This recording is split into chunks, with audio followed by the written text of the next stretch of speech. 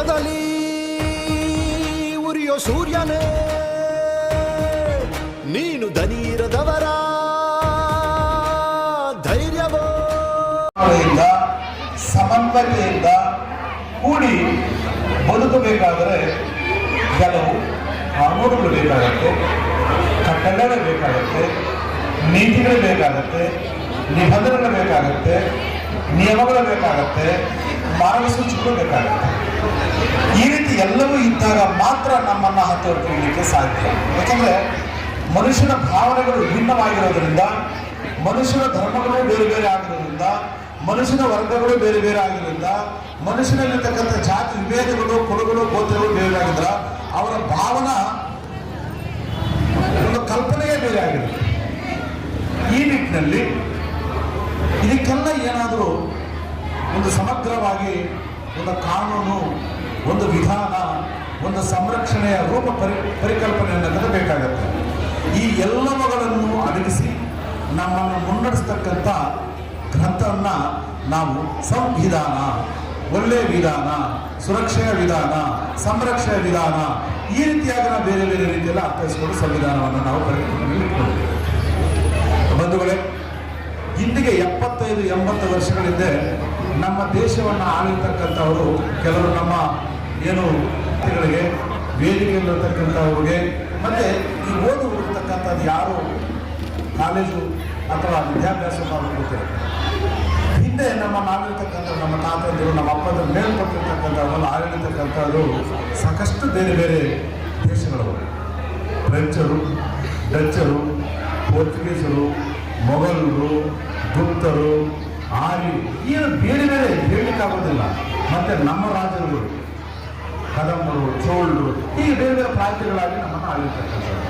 ಆವಾಗ ನಮಗೆ ಇವತ್ತು ಏನು ನಾವು ನಮ್ಮ ಸಮಸ್ಯೆಯನ್ನು ಬಗೆಹರಿಸಿ ಕೇಳುವಂಥ ಅಧಿಕಾರ, ಆ ಕಾನೂನು ಆವಾಗ ನಾವು ಮಾತಾಡೋ ಚೈಲಿ ನಮಗಿರಲಿಲ್ಲ, ಮಾತಾಡುವಂಥ ಹಕ್ಕು ನಮಗಿರಲಿಲ್ಲ, ಮಾತಾಡುವಂಥ ಅಧಿಕಾರ ನಮಗಿರಲಿಲ್ಲ. ಏನಾದರೂ ಏನು ಆಡಳಿತವನ್ನು ನಡೆಸ್ತಾರೋ ಅದರ ಒಳಭಾಗದಲ್ಲಿ ಅದಕ್ಕೆ ಒಳಪಟ್ಟ ಸೀಮಿತ ಅವ್ರನ್ನ ಇದರಲ್ಲೇ ಮಾತ್ರ ನಾವು ಬದುಕಬೇಕಾಗಿದೆ.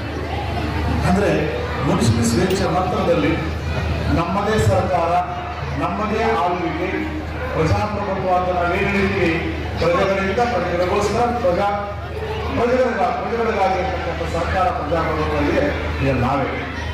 ಇಲ್ಲಿ ಯಾರೂ ರಾಜರುಗಳಿರೋದಿಲ್ಲ, ಮಂತ್ರಿಗಳು ನಾವೇ ಇರ್ತೀವಿ, ರಾಜರು ನಾವೇ, ಮಂತ್ರಿಗಳು. ಅಂದರೆ ನಾವು ಯಾರು ಬೇಕು ಅವ್ರನ್ನ ಆರಿಸಿ ಕಳಿಸಿ ಅವರಿಂದ ರಾಜಕಾರಣ ಮಾಡ್ಕೊಳ್ತಕ್ಕಂಥ ಈ ಪ್ರಜಾಪ್ರಭುತ್ವ ನಾವಿರ್ತಕ್ಕಂಥದ್ದು. ಅಂದರೆ ಎಲ್ಲ ಹಕ್ಕುಗಳು ನಮಗಿದ್ದಾವೆ.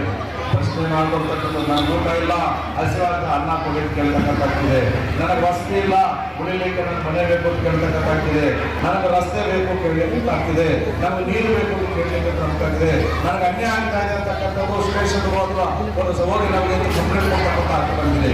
ಅಂದರೆ ನನಗೆ ವಿದ್ಯೆ ಬೇಕು ಅಂತಕ್ಕಂಥದ್ದು ನಾವು ಶಾಲೆಯಲ್ಲಿ ಸೇರಬೇಕು, ಎಲ್ಲರೂ ಒಗ್ಗಟ್ಟಿಸಿ ಓದ್ಕೊಳ್ಬೇಕಾಗಿದೆ. ಅಂದರೆ ಹಕ್ಕುಗಳು ಅಂತಕ್ಕಂಥದ್ದು ಏನು ಪ್ರಜಾಪ್ರಭುತ್ವದಲ್ಲಿ ಇವರು ಸರಿಯಾಗಿರ್ತಕ್ಕಂಥದ್ದು ನ್ಯಾಯಾಂಗ, ಶಾಸಕಾಂಗ, ಕಾರ್ಯಾಂಗ ಇದೆಲ್ಲರೂ ಗೊತ್ತಿರ್ತಕ್ಕಂಥದ್ದು.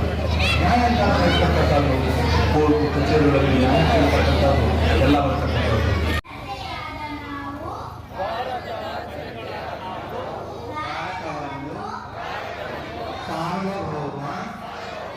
ಸಮಾಜವಾದಿ, ಜಾತ್ಯತೀತ, ಪ್ರಜಾಸತ್ತಾತ್ಮಕ ಗಣರಾಜ್ಯವನ್ನಾಗಿ ರೂಪಿಸುವುದಕ್ಕಾಗಿ ಭಾರತದ ಎಲ್ಲ ಪ್ರಜೆಗಳಿಗೆ ಸಾಮಾಜಿಕ, ಆರ್ಥಿಕ ಮತ್ತು ರಾಜಕೀಯ ನ್ಯಾಯಾಲ, ಅಭಿವ್ಯಕ್ತಿ, ನಂಬಿಕೆ, ಧರ್ಮ ಮತ್ತು ಉಪಾಸನೆಯ ಸ್ವಾತಂತ್ರ್ಯವನ್ನು, ಸ್ಥಾನಮಾನ ಮತ್ತು ಅವಕಾಶಗಳ ಸಮತೆಯನ್ನು ದೊರೆಯುವಂತೆ ಮಾಡುವುದಕ್ಕಾಗಿ ವ್ಯಕ್ತಿ ಗೌರವ, ದೇಶದ ಏಕತೆ